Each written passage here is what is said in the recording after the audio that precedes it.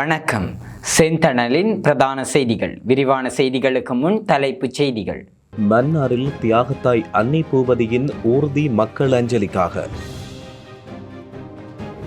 இலங்கையில் 4000 ரூபாவால் அதிகரித்தது தங்கத்தின் விலை. புத்தாண்டு கொண்டாட்டங்களால் 29,000 பேர் வைத்தியசாலையில் அனுமதி. வவுனியா இளைஞன் மீது தாக்குதல் நடத்திய போலீசார் அட்டகாசம். மனித உரிமைகள் ஆணைக்குழு விசாரணை. ஸ்ரீலங்கன் ஏர்லைன்ஸ் பெயரில் பாரிய நிதி மோசடி, விசாரணைகள் தீவிரம். ஏனையின் வீதிகள் கோரம், பாதசாரி கடவையில் வேன் மோதி நபர் பலி. இன்று இடம்பெற்ற விபத்தில் ஒரே குடும்பத்தைச் சேர்ந்த 3 காயம். புத்தாண்டில் நாட்டை உலுக்கிய 2 கொலை சம்பவங்கள், கள்ளக்காதலால் இளம் பெண்ணுக்கு நேர்ந்த கதை. மன்னார் கடலில் படகு விபத்து, கடற்றொழிலாளர் ஒருவர் கடலில் மூழ்கி பலி.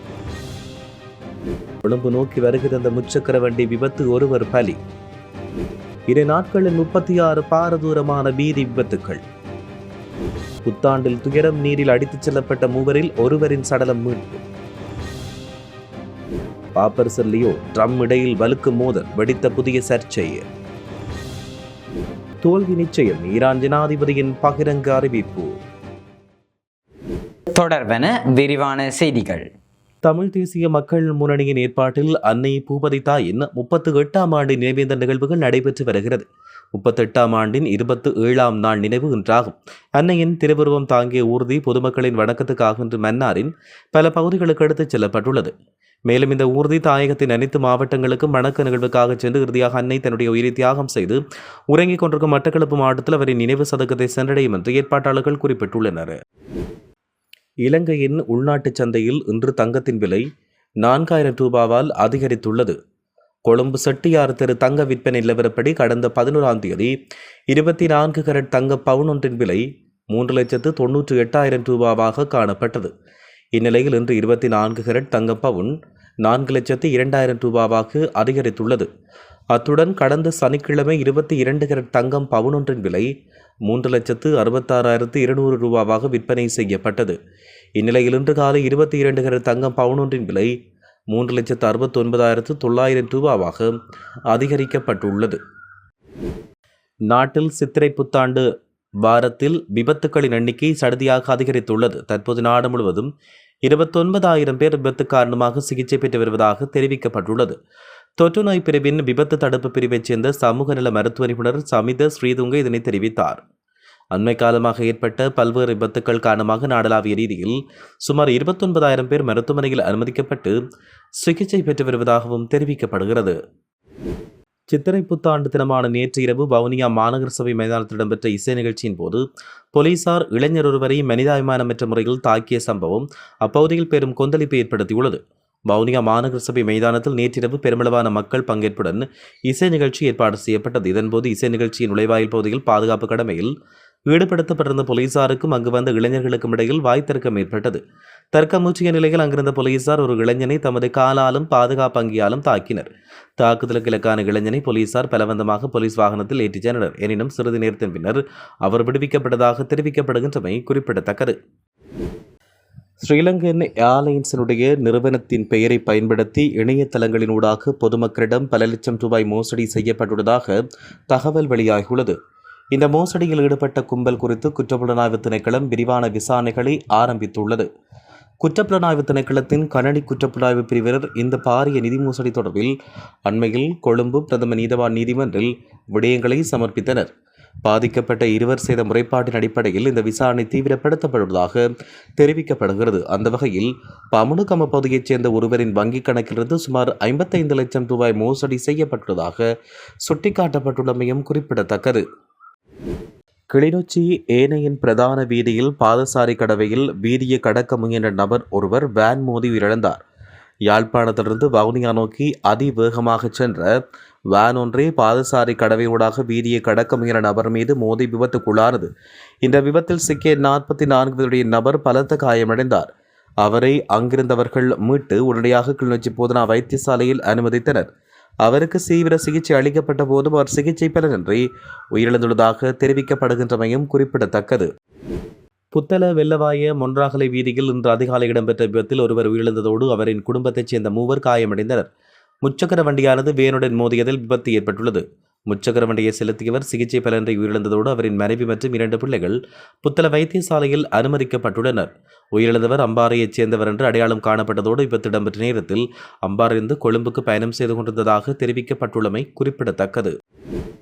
சித்திரை புத்தாண்டு தினமான நேற்று நாட்டில் 2 பகுதிகளில் இடம்பெற்ற கொலை சம்பவங்களில் பெண் ஒருவர் உள்ளிட்ட 2 உயிரிழந்தனர்.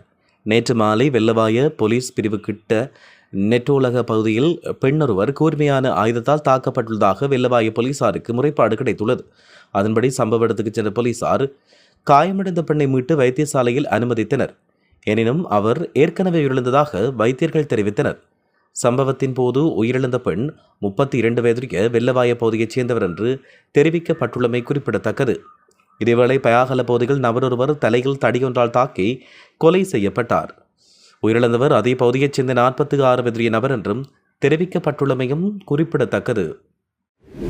மன்னார் வங்காளைப்பாடு கடல் பகுதியில் இடம்பெற்ற படகு விபத்தில் கடல் தொழிலாளர் ஒருவர் கடலில் மூழ்கி உயிரிழந்தார். இன்று அதிகாலை 4 மணியளவில் மீன்பிடி தொழிலில் ஈடுபட்டிருந்த 2 படகுகள் எதிர்பாராவிதமாக ஒன்றுடன் ஒன்று மோதியதில் இந்த விபத்து இடம்பெற்றது.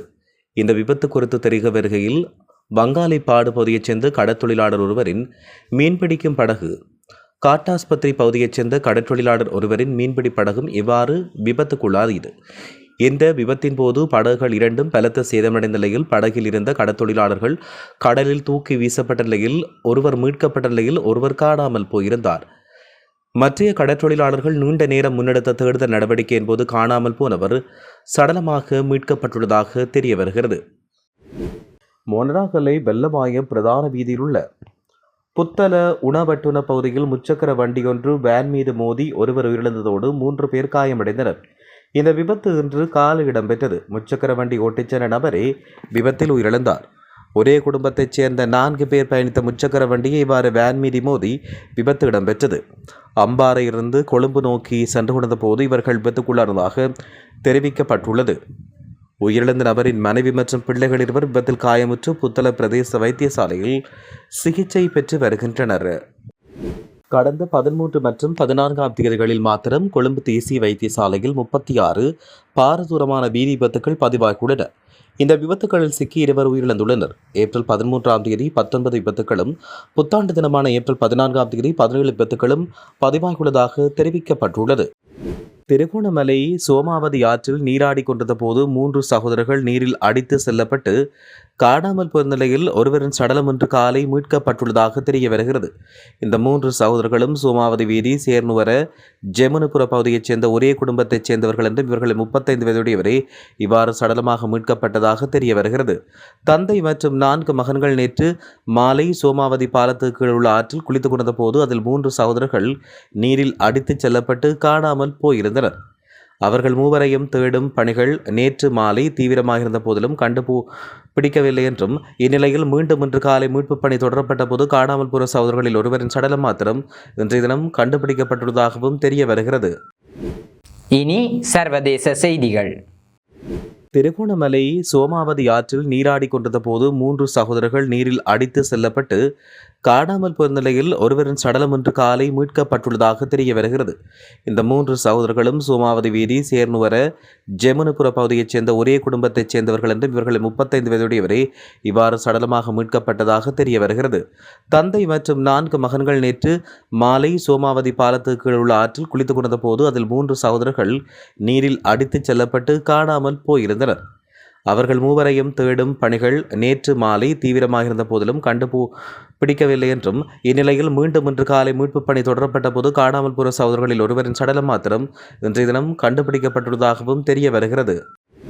ஈரானுடனான போருக்கு எதிராக கருத்து வெளியிட்ட திருத்தந்தை 14ஆம் லியோவை அமெரிக்க ஜனாதிபதி டொனால்ட் ட்ரம்ப் கடுமையாக விமர்சித்துள்ளதாக பிபிசி செய்தி வெளியிட்டுள்ளது. குறிப்பாக இது குறித்து டொனால்ட் ட்ரம்ப் நேற்றிரவு சமூக வலைத்தளத்தில் பதிவொன்றை வெளியிட்டார். அந்த பதிவில் கடந்த 2 மாதங்களில் ஈரான் 42,000 அப்பாவி போராட்டக்காரர்களை கொன்றுள்ளது. ஈரானிடம் அணு ஆயுதம் இருப்பதை ஒருபோதும் அனுமதிக்க முடியாது. யாராவது தயவு செய்து லியோவிடம் இதை சொல்லுங்கள். இதை கவனத்துக்கு நன்றி. அமெரிக்கா மீண்டு விட்டதென்றும் அதில் தெரிவிக்கப்பட்டுள்ளது. திருத்தந்தை குற்றங்களை தடுப்பதில் மெத்தனமாக இருப்பதாகவும் அவரின் வெளியுறவு கொள்கைகள் மிக மோசமானவை என்றும் டொனால்ட் ட்ரம்ப் விமர்சித்துள்ளார். மேலும் இந்த விமர்சனத்துக்கு பதிலளித்த திருத்தந்தை லியோ தாம் ட்ரம்ப் நிர்வாகத்தை கண்டு அச்சமடையவில்லை என்றும் அமைதிக்காக தொடர்ந்து குரல் கொடுப்பேன் என்றும் அவர் உறுதிபட தெரிவித்தார். அமெரிக்கா மற்றும் இஸ்ரேல் ஆகிய நாடுகள் ஈரானை சரணடைய வற்புறுத்தும் எந்தவொரு முயற்சியும் தோல்வியில் முடிவடையும் என அந்த நாட்டின் ஜனாதிபதி மசூத் பெஷக்கேன் அறிவித்துள்ளார். அத்தகைய அணுகுமுறையை ஈரானிய தேசம் ஒருபொழுதும் ஏற்றுக்கொள்ளாது என்று அவர் தெரிவித்துள்ளார். புதன்கிழமை தெஹ்ரானின் அவசரகால சேவை அதிகாரிகளுடன் இடம்பெற்ற ஆலோசனைக் கூட்டத்தில் பேசியுள்ள அவர் ஈரான் போரையோ அல்லது பிராந்தியத்தில் நிலையற்ற தன்மையையோ விரும்பவில்லை என்பதையும் அவர் சுட்டிக்காட்டினார். மாறாக பல்வேறு நாடுகளுடன் ஆக்கப்பூர்வமான பேச்சுவார்த்தைகள் மற்றும் சுமூகமான உறவுகளை மேற்கொள்ளவே ஈரான் எப்போதும் முன்னுரிமை அளித்து வருவதாகவும் அவர் வலியுறுத்தியுள்ளார். இத்துடன் செய்திகள் நிறைவடைகின்றன. வணக்கம்.